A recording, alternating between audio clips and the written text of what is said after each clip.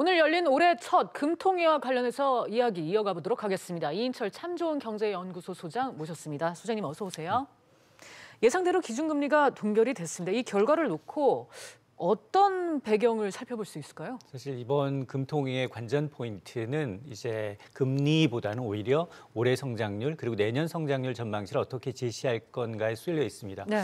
아마 한은을 출입하는 기자들은 그 발표, 기자회견 이 시간대를 대충 가늠하실 텐데 10시가 되면 일보로 금리가 동결됐다라는 소식을 전해줬고 그리고 1시간 이후인 11시부터 이제 이주열 총재가 직접적으로 이제 경기 전망을 낮췄다. 그럼 얼마나 낮췄느냐에 대한 배경 설명을 하게 됩니다. 네. 그 얘기를 좀 들여다보면 사실 굉장히 고민스러웠을 거예요. 불과 마지막 직전 금통위에서 금리를 인상했습니다.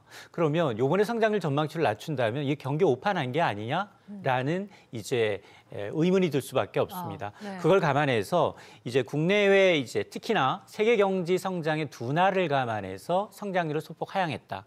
그리고는 2.6%로 종전 지난 10월에 제시했던 2.7에서 0.1%포인트 낮췄습니다. 근데 그 두 달 사이에 무슨 일이 있었느냐? 세계은행, 이 국제통화기금이 올해 세계 경제 성장률 전망치를 무려 0.2%포인트 낮췄다는 겁니다. 자, 그러다 보니까 지금 물가 수준도 국제유가 이제 하방 압력에 힘입어서 낮아졌고 그러면 금리를 올리기보다는 앞으로 상당 기간 올해 내내 금리가 동결된 가능성이 높다라는 걸 의미하는 대목입니다. 네. 지금 소장님 말씀이 기준금리를 올린 지 2달 만에 성장률 전망치를 낮추는 것에 대해서 한은이 좀 부담을 느꼈을 것이다. 그렇게 말씀을 해주셨는데 지금 일단 미국이 금리 인상 속도 조절을 시사한 상황이어서 앞으로 금융시장이 어떻게 흐를지도 중요할 텐데 연내에 올해 안에는 기준금리가 계속해서 동결될 것이다. 그러니까 올리기가 쉽지 않을 것이다. 이런 전망도 나오고 있습니다. 맞습니다. 전적으로 미국의 통화정책 방향에 쏠려 있습니다. 제롬 파웰 의장도 그동안 꿋꿋하게 트럼프 대통령의 압박에도 불구하고 지난해 말까지 기준금리를 인상해왔습니다. 그렇죠. 지난해는 무려 4차례나 인상을 해서 네. 당초 전망은 올해도 한 3차례였죠. 그러다 2차례, 지금은 1차례 정도. 1차례도 있을 수 있나? 혹시 미국도 동결로 가는 게 아니냐라는 분위기로 급반전되고 있습니다. 이렇게 미중 무역 전쟁이 장기화되고 있고요. 브렉시트에 따른 상반기 이제 글로벌 시장의 불확실성이 커지다 보니까 미국조차도 올해 금리 동결 가능성이 제기가 되고 있다면 한은의 입장에서 보면 통화 정책의 여력을 확보할 수 있다는 겁니다. 그래서 일부 전문가들은 올해 내내 금리 동결이 아니라 한은은 금리를 오히려 한 단계 내려야 되는 게 아니냐라는 의견까지 제시가 되고 있는 겁니다. 네, 이런 얘기가 나오는 이유는 역시 이 한은이 올해와 내년 경제를 예전보다는 좀 부정적으로 보기 때문이 아니겠느냐, 뭐 이런 분석이 맞습니다. 나오죠. 이주열 한은 총재는 지금 우리나라의 잠재 성장률 100% 전력 질서에서 낼 수 있는 잠재 성장률이 2.8에서 2.9로 제시를 하고 있지만 올해 성장률 2.6%로 낮추면서도 성장률 범위 내에서 잠재 성장률 기조에서 크게 벗어나지 않고 있다라고 강조를 하고 있는 건 정부의 재정 지출 확대가 그나마 올해 이제 이 우리 성장의 어떤 버팀목이 될 것이다라는 의견을 내비치고 있는 상황인데, 근데 연초의 상황은 좋지가 않습니다.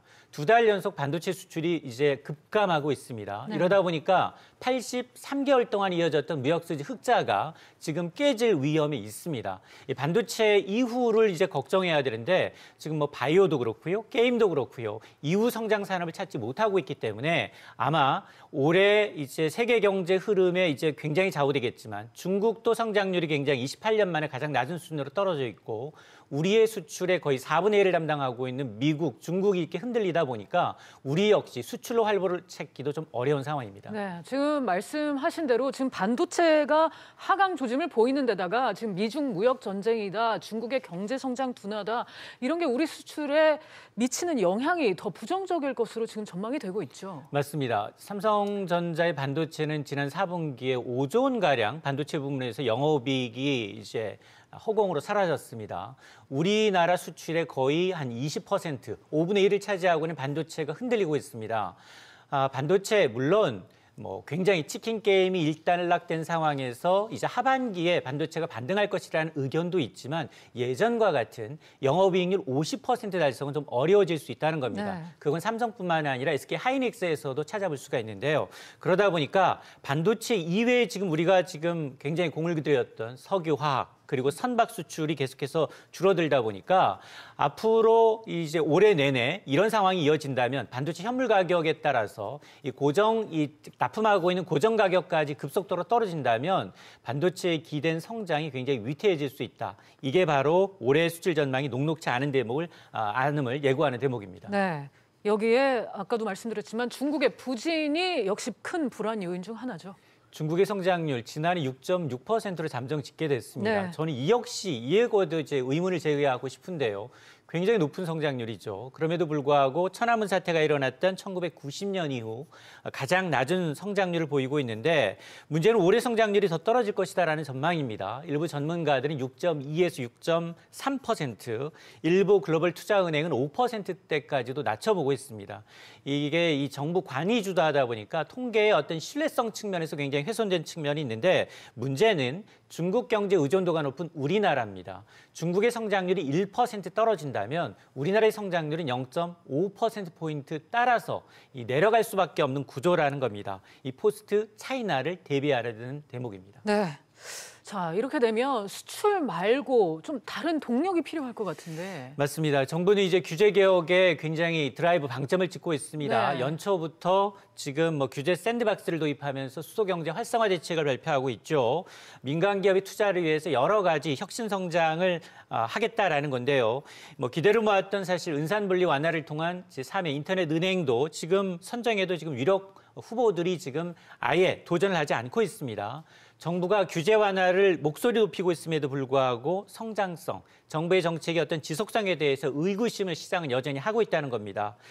굉장히 수치에 함몰되지 말아야 된다는 점을 꼭 얘기하고 싶은데요. 성장이 급격히 둔화되는 상황에서 지금 최저임금의 급격한 인상과 근로시간 단축에 대한 로드맵이 사실 현장의 목소리를 잘 반영하고 있는지를 한번 되돌아볼 필요가 있어 보이고요. 말로만 이제 외치는 규제 개혁과 혁신 성장은 공허한 메아리다. 네. 꺼져가고 있는 성장 엔진을 되살리고 반도체 이후에 먹거리를 육성하기 위해서 노사정, 국회가 한 목소리를 내야 되는 그런 절실한 상황입니다. 네, 하느니 오늘 우리 올해 경제 성장률 전망치를 낮춘 것에서 확인할 수 있듯이 올해 우리 경제가 쉬워 보이지는 않습니다. 정부의 대처가 정말 절실한 상황입니다. 오늘 말씀 여기까지 듣겠습니다.